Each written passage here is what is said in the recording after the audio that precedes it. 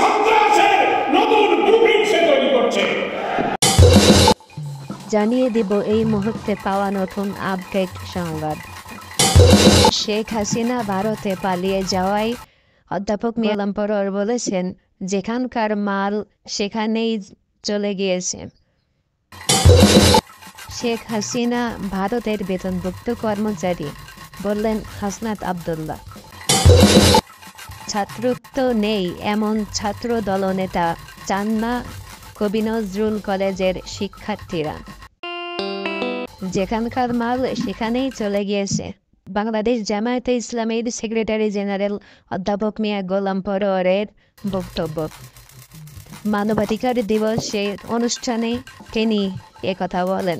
যেখানকার মাল সেখানে ফিরে গিয়েছে। ভারতে বসে ষড়যন্ত্রের ছক কষছে শেখ হাসিনা। শেখ হাসিনা ভারতের বেতনভুক্ত কর্মচারী, বললেন হাসনাত আব্দুল্লাহ। শেখ হাসিনাকে ভারতের বেতনভুক্ত কর্মচারী আখ্যা দিয়ে বৈষম্য বিরোধী ছাত্র আন্দোলনের আহ্বায়ক হাসনাত আব্দুল্লাহ বলেছেন, ভারতের প্রেসক্রিপশনে আলেম ওলামাদের হত্যা করা হয়েছে। তারা এখন খুনিদের আশ্রয় দিয়েছে। এভাবে চলতে থাকলে ভারত অপরাধীদের নিরাপদ আশ্রয় হয়ে যাবে।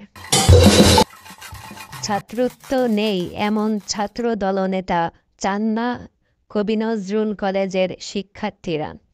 কবি নজরুল সরকারি কলেজে শাখা ছাত্রদলের নতুন কমিটি গঠনের গুঞ্জনে বেশ সরগরম ক্যাম্পাস। সাম্প্রতিক সময়ে ছাত্র নেতাদের তৎপরতা নিয়ে শিক্ষার্থীদের মাঝে মিশ্র প্রতিক্রিয়ার সৃষ্টি করেছে।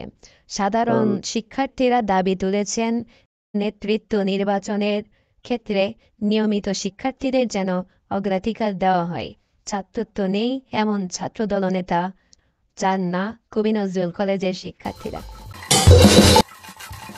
এদিকে হাসনাত আব্দুল্লাহ আরও বলেন, আমাদের উপর যে হামলা হচ্ছে তাতে আমরা ভীত নই।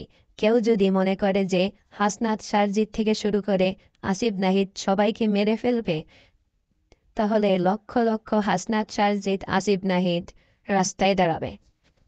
আহ্বায়ক বৈষম্য বিরোধী ছাত্র আন্দোলন, হাসনাত আব্দুল্লাহ।